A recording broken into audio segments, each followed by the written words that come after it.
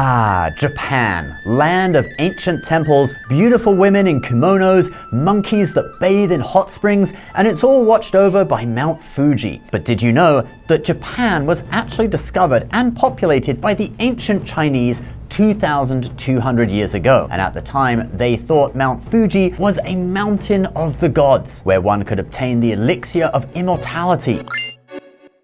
And who knows, maybe it was. I climbed it back in 2008. I didn't see anything unusual, but I didn't go into that specific cave. Anyway, this story comes from the Qin dynasty, China's first imperial dynasty, and it involves a voyage of discovery, a Taoist wizard, and 3,000 virgins. Yeah, I told you this one was gonna be good. It's a story filled with mystery, intrigue, and exploration of a new frontier. This is Xu Fu's mysterious voyage to Japan. So the Qin dynasty, which existed just before 200 BC, was China's first dynasty, when the Qin state conquered all of the other warring states and created one unified empire. Now, the first emperor, Qin Shi Huang, was obsessed with immortality and protecting himself should he enter the afterlife. That's why he built a huge tomb with booby traps and had 8,000 terracotta warriors built to protect him after he died. But that wasn't really the original plan, because the first emperor wanted to obtain immortality, and he went on several tours of the country seeking out knowledgeable Taoists to obtain the elixir. Well, no, that's potion. That gives you 100 health points, but yeah, I guess it's kind of similar. So on his travels, he meets a Taoist wizard called An Qi Sheng. Let's take a look at how this meeting was described in the Lie Xian Zhuan, or Biography of Immortals. Mr. An Qi lived in Fu village of Langya. He sold medicine by the eastern seaside. People at the time all said that he was 1,000 years old. When Qin Shi Huang made his eastern tour, he requested to see him. The pair talked for 3 days and 3 nights. And Qin Shi Huang bestowed gifts of gold and jade on him. But then he left. He stopped in Fu village and left a letter there using a pair of jade slippers to prove it was from him, saying, "In later years, come and find me at Penglai Mountain." And thus the legend of Penglai Shan, or Penglai Mountain, was born. Well, actually, this isn't the first time someone talked about Penglai Shan. This place was said to be a mystical utopia similar to Shangri-La, where the Taoist immortals reside. It was also mentioned in the Classic of Mountains and Seas, or Shanhai Jing, where it just says Penglai Shan zai hai zhong,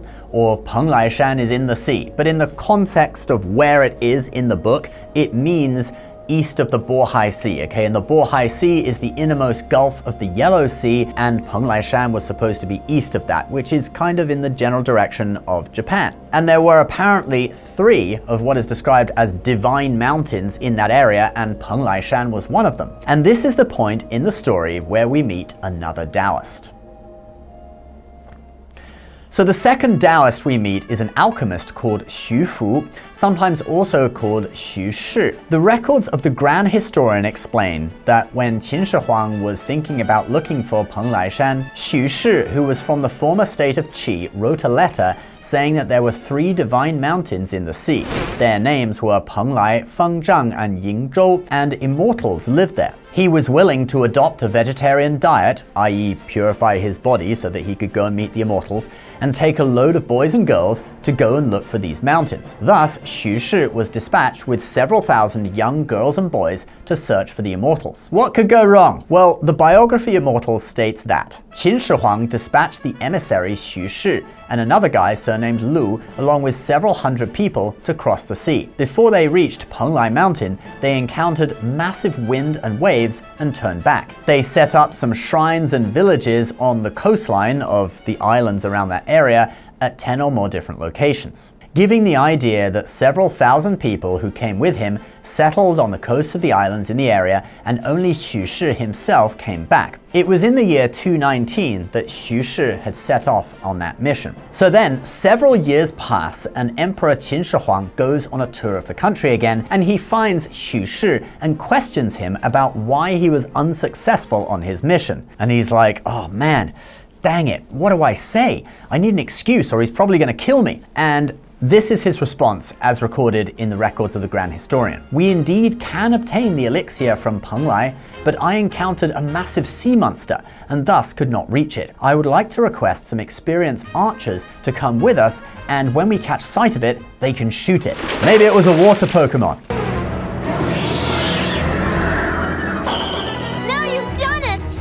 Has evolved into Gyarados! Gyarados? So anyway, the emperor agrees and he gives Xu Shi a load of archers, and Xu Shi goes off on another voyage, and this time he never returns. And people just assume that he had kind of bitten off more than he could chew with the whole quest for the elixir at Penglai Mountain thing, and instead he just bowed out and settled somewhere across the sea where he was safe from the wrath of the emperor. And the several thousand boys and girls from the first voyage and the archers from the second voyage also became the settlers of whatever place Xu Shi had reached. So this was passed around as legend for some time, with people wondering where Xu Shi or Xu Fu went. But then 1,100 years after the fact, in the later Zhou dynasty of the Five Dynasties period, a Buddhist monk wrote that Xu Fu had settled in Japan and regarded Mount Fuji as Penglai Mountain. I don't know how the monk knew this, maybe he caught a vision of it in meditation, but it does kind of make sense. You can indeed see Mount Fuji from the sea off the coast of Japan,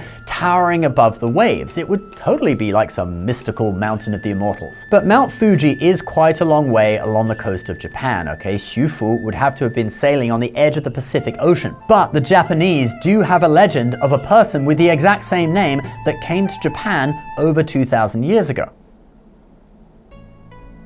So according to Japanese legend, Jofuku, which is how you pronounce Xu Fu in Japanese, came to Japan and taught people farming techniques and settled the area. The Koreans also have a legend of one they call Seobok, who apparently landed on Jeju Island, which is this island south of Korea, which also has a volcano in the middle, kind of like Mount Fuji. Maybe Mount Fuji and the volcano on Jeju Island were 2 out of the 3 divine mountains. Maybe the other one was Taiwan. Who knows? The Japanese really do believe, though, that Xu Fu or Jofuku settled their country. Xingu City has a Jofuku Park where you can see the characters Xu Fu on the sign. They also have a statue of him, and on their website they explain that he came to Japan with a group of 3,000 girls and boys and settled the area, teaching the locals how to fish, farm, and hunt whales. Hunting whales, eh? Maybe that was the massive sea monster that he told the Qin Emperor about that he needed all the archers to kill.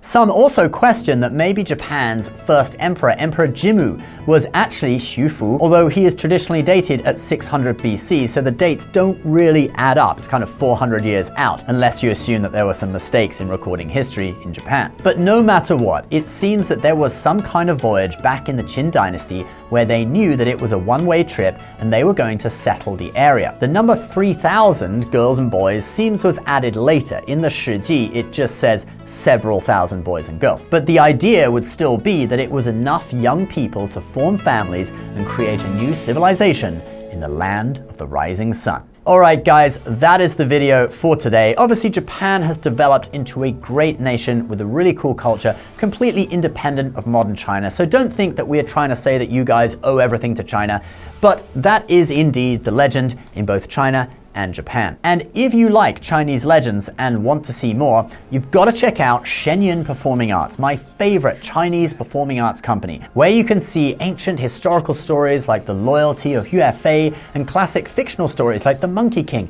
live on stage, portrayed through classical Chinese dance. They are just about to start their 2026 world tour.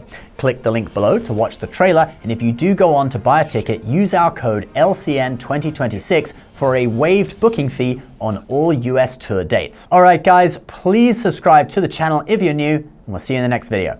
Bye bye.